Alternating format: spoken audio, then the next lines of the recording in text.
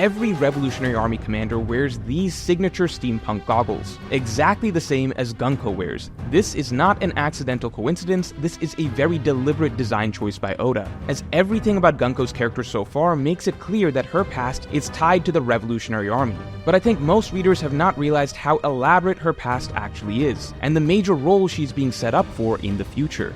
Gunko is the clone of Ginny. After Ginny was taken captive by Shamrock, Shamrock discarded Ginny when she developed Sapphire Scale Disease, and instead replaced his broken toy Ginny by commissioning a perfect clone of her, with the added bonus that this one could be brainwashed from birth to be an obedient servant. That is who Gunko is, the one God's Knight who doesn't fit in, who is not a celestial dragon, who has a mysterious Revolutionary Army related past, whose full face Oda is hiding. And if that sounds too unbelievable, strap in, because there is actually a mountain of evidence that points to Gunko genuinely being a Ginny clone. The fact is, Oda is not yet done telling the story of Kuma and Bonnie. Here in Elbaf, Oda is connecting the other half of the story, Bonnie's biological mother and father. This entire setup was over 600 chapters in the making, as all the threads are coming together here on this island to complete the storyline of the two revolutionaries who were turned into Celestial Dragon lab experiments, finally both finding their freedom, the family that should have been being reunited, and Gunko, by the end of it all, turning against Shamrock and the God's Knights, instead choosing to bet on a new world. But first, this month, you can get some of One Piece's all-time classic islands for your walls: Alabasta, Reverse Mountain, Punk Hazard, and even Tequila Wolf. The posters are printed on matte paper, hand-cut by the artist himself. Each of these posters can be purchased individually, or you can get all 4 of them together for 50% off. You can also still get the premium package if you want to appear on my streams, and in that case, you can also choose any poster from 2024 as well. So if you want Alabasta, Reverse Mountain, Punk Hazard, and Tequila Wolf for your walls, just hit the link in the description below. All posters from 2024 will also be available in the complete original set bundle. So that aside, to begin with, we know that no matter what, Gunko was once a revolutionary. The goggles are the simplest and most clear evidence. Oda is very deliberately giving her the signature design of a Revolutionary Army member. However, while that is just the big clue that gives away her revolutionary connection, everything else about her also clicks into place when you realize that she has to have had a Revolutionary Army past. To begin with, why is Gunko of all people a God's Knight? So far, she is the only non-celestial dragon that we know of to have ever been made a God's Knight. She is a human, she is not a saint like the rest of them, and yet for some reason she is allowed in their ranks. This is, as she explains, an immense and rare privilege. Remember, celestial dragon culture is extremely discriminatory. They literally believe themselves to be divine beings who should exist on an entirely separate plane of existence from other humans. They do not ever want anyone living in Marijua aside from themselves and their slaves. The God's Knights are such an elite and private militia precisely because they are separate from the Marines or Cypher Pole. This is a militia that is sacred, literally the Holy Knights, because it is composed of the gods themselves, the celestial dragons. So why then was Gunko, a seemingly normal human, given this level of privilege to ascend from the lowly human status and live with the gods? She herself has not been made a saint, but she still gets to join their ranks and live at Marijua, and it can't be just for her strength. Remember, the only other person that we've seen get an invitation to the ranks of the gods is Loki, who is literally the strongest unaffiliated character on the planet. And even with him, the God's Knights did not bother inviting Loki until the biggest war in history was about to begin, and the Celestial Dragons finally had a sense of desperate urgency to strengthen their forces. Loki's been sitting there for the past 6 years, and they never once bothered asking him until they absolutely had to. It doesn't even seem like the God's Knights have invited Admiral-level fighters to join their ranks. Green Bull was conscripted to the Marines rather than to the Celestial Dragons' personal forces. Even though Green Bull would have loved to be a God's Knight, Gunko is probably strong, but she's definitely not Admiral level strong. She couldn't even knock out a weakened Loki no matter how many times she hit him. So why then is Gunko this exception among humans who got an invite, when across the past decades there must have been countless fighters stronger than her that apparently never got an invite to the God's Knights? The fact is, there has to have been some specific reason that makes Gunko an exception that allowed her to be a God's Knight, something specific about her situation in particular. And the Revolutionary Army goggles on her head are the clear giveaway that the reason is Revolutionary Army related. That leads us to the first possibility, that Gunko was allowed into the God's Knights in exchange for betraying the revolutionaries. After all, it's been established that the revolutionaries are the primary enemy counterpart of the God's Knights. Many have speculated that Gunko betrayed the revolutionaries specifically by selling out Ginny, one of the Revolutionary Army officers, along with likely valuable information. A very simple precedent for this was established literally just last arc. We got a very similar storyline with Yorick betraying the other Vegapunks in order to make a deal to join the Celestial Dragons. In this case, it's likely that Gunko selling out Ginny would not have been enough to make her a saint, but they may have agreed to give her the privilege of being a God's Knight, which was the next best thing. However, while this is definitely possible, there are a couple issues. First, we saw what the Revolutionary Army looked like during Ginny's days, and there are no notable characters that look like Gunko. Even this one other woman does not have Gunko's multicolored eyes. On top of this, it would be strange for Gunko to betray the revolutionaries, but then also continue to wear their gear. I think there is an option that is even more likely that connects Ginny's story more tightly with the stories of 3 other characters who have become very important between the last 2 arcs: Shamrock, Kuma, and Bonnie.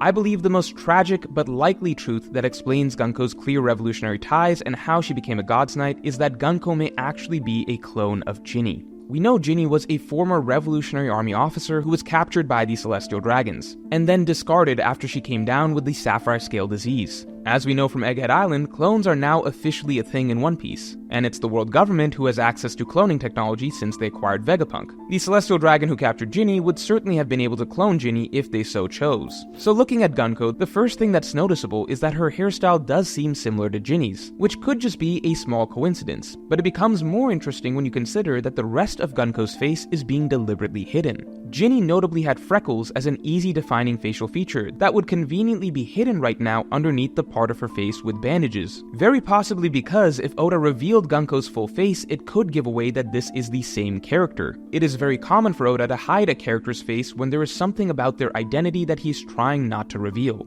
And notably, Gunko's discolored eyes also seem to be a hint that there is something unnatural about her. Ginny's most notable trait was also that she loved food. She was a big eater, a trait that she passed on to her daughter Bonnie, whose epithet literally became Big Eater Jewelry Bonnie. And so Oda may have dropped a clue about Gunko's original identity when, during the Celestial Dragon's meal, Gunko's serious, brainwashed soldier demeanor notably breaks momentarily when she is shown to really enjoy food and be excited by it. Interestingly, in Japanese, Gunko's name means Child of War, potentially hinting at the fact that she was literally a clone made by the Celestial Dragons to be a God's Knight. And most importantly, we also even know for a fact that the Celestial Dragons did conduct scientific experiments on Ginny's daughter Bonnie at the very least, using Bonnie as a guinea pig to see if babies could ingest devil fruits without eating them. If they used Ginny's daughter as a lab experiment, it's entirely reasonable that they would have with Ginny as well. And the most interesting piece of all this that could click everything into place is the popular idea that Shamrock may be Bonnie's biological father, and that he was the Celestial Dragon that took Ginny captive. The biggest giveaway is that when Oda drew Bonnie gender bent as a man, she looked remarkably similar to Shanks, with practically the exact same design if you remove the piercing. And as we now know, Shanks has an identical twin, Shamrock. So really, a male version of Bonnie would look almost identical to Shamrock. The notion that Shamrock may have been the Celestial Dragon that took Gunko becomes all the more likely when you consider that the God's Knights and the Revolutionary Army are enemy counterparts. It becomes a lot more likely that a God's Knight like Shamrock would have encountered and captured Ginny in battle than some other random Celestial Dragon who was just scrolling through the Grand Line. And so Shamrock takes Ginny as a wife, discovers that she has this disease, and discards her. However, he is a Celestial Dragon. He doesn't like losing his toys. So when he realizes that his wife is damaged goods, he simply asks for a clone to be made of her. And so Gunko is created. The perfectly obedient clone of Ginny, brainwashed from birth to be a servant to the Celestial Dragons. This is extremely reminiscent of the Hogback and Victoria Sindri storyline, wherein Hogback loved a woman who did not love him back, but after her death, he was able to remake her to be exactly how he wanted, an obedient servant. And Sindri's storyline ends with her rebelling, of course, but we will get to Gunko's potential rebellion shortly. This also explains why Gunko is being specifically written as a character who is devoid of love and emotion. She was raised as a clone and a tool who never got to experience love. In general, if this entire route of Gunko being a clone is true, then our introduction to the pair of Shamrock and Gunko may have been a lot more sinister than we initially realized. Another huge clue that Gunko is a clone made to be an obedient soldier and companion for Shamrock is her devil fruit. Devil fruits are always tailored to the character. Big Mom has a devil fruit that creates life. life. Doflamingo the Puppet Master has the String Fruit. God Enel has lightning, so on and so forth. Gunko's Devil Fruit reflects the opposite of freedom. The arrows that she produces create a set fate, a set future. Nothing can alter the direction that is set by the arrows. This would represent the fact that Gunko was born with a predetermined fate, to be a mindless tool of the Celestial Dragons with no way to change that. And finally, that fits in perfectly with the parallel to her counterpart Kuma's story, of similarly becoming a mindless tool of the Celestial Dragons. The pair of Kuma and Ginny fought the world, and may have both paid the price in the process, both of them becoming government experiments in the end. Egghead focused heavily on the two primary types of technology that the world government had developed: clones and robots. And so it led to the parallel stories of Ginny becoming a victim in the world government's pursuit of cloning research, while Kuma became a victim of the world government's pursuit of robotics research. And while tragedy befell the two of them, that's the point of Bonnie, who now represents hope for a brighter future born out of the tragedy and suffering of her parents. And so here in Elbaf, everything can finally connect, with the entire storyline coming to a close. Kuma, Ginny, aka Gunko, Bonnie, and Shamrock. This may even explain why Oda is still writing a storyline for Kuma regaining his consciousness, as there are still some loose threads here that will be connected in Elbaf that Kuma needs to be conscious for. And this is also why I believe that we will see Gunko turn against the Gods Knights in the end. So ultimately, all signs point to Gunko having an arc turning against the Gods Knights by the end of Elbaf. This is likely set to happen regardless of whether or not Gunko is a clone. Note, even if Gunko is not a clone, I don't believe the theory that Gunko is secretly already a double agent working for the revolutionaries. As to begin with, that would be extremely difficult to hide from a character like Killingham, who can literally peek into people's minds and pull out what they're imagining. Similarly, Dragon was genuinely surprised to learn about Imu's existence, and it is very likely that the Gods Knights at least know about Imu, as they have access to Imu's summoning pentagons and are only one step down from the Gorosei in status. So if Gunko never fed Dragon information about Imu, it is unlikely that she's already double agent. However, she will be turning against the Gods Knights in the end. This is because we're getting a lot of classic setups for a character arc for her. To begin with, Oda introduces Gunko as an extremely narrow-minded and brainwashed soldier, talking about how great the Celestial Dragons are and what an honor it is to serve them. However, in recent chapters, Oda has been slowly giving Gunko some level of humanization that's surprising for a supposed one-dimensional villain. He's been writing in small, cute tics for the character that individually don't mean much, but are odd choices if we're meant to view Gunko as this hateful monster. For instance, Oda doesn't do this cutesy stuff with characters like Spandam or Orochi. And most importantly, the song choice of New World, Brook's song, is a huge flag that there is something potentially more here for the direction of this character. This is not a meaningless choice. New World is a song about revolution and change. It is the signature song of the musician of Nika's crew. Could it be that deep down, some subconscious part of Gunko dreams of a different world? She dreams of change. Sommers even outright asks if she has a problem with the current world. She fears Nika right now, maybe for what he means to the Celestial Dragon's rule that she has become a part of, and yet it still seems like some small part of her is drawn to the idea of New World. And most interestingly, we can already pencil in the fact that someone is going to betray the Gods Knights in the Elbaf arc. The only question is who.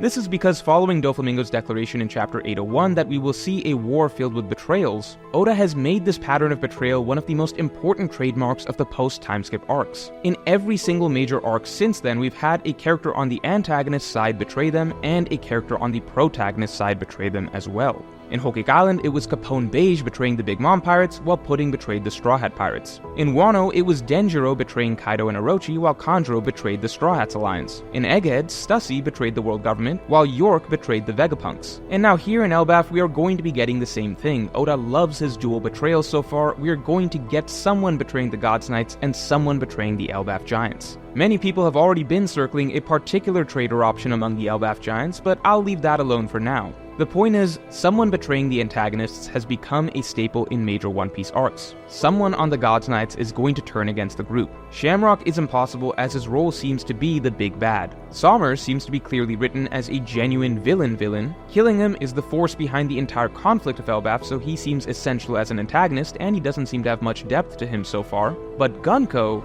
Oda is clearly writing her differently than the rest. She's the one who is not a natural-born Celestial Dragon. She is the one who definitely has some sort of complex past. She is the one who represents the idea of an unchangeable fate, but who in some way subconsciously is drawn to the idea of a new world.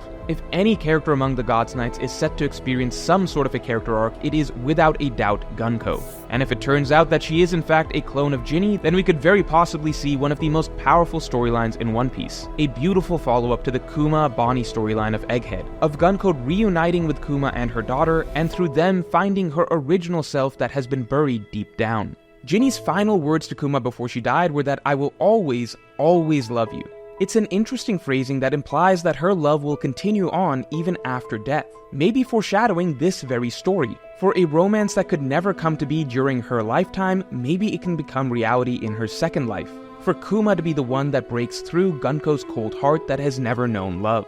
Because as Egghead taught us, love can transcend all programming. So let me know what you think the truth of Gunko is in the comments below, and if you enjoyed this video then definitely like and subscribe. And if you want to hear my weekly podcast that just dropped, where I cover the potential betrayal on the Elbaf Giants side, then you can become a member or support me on Patreon. Link in the description below.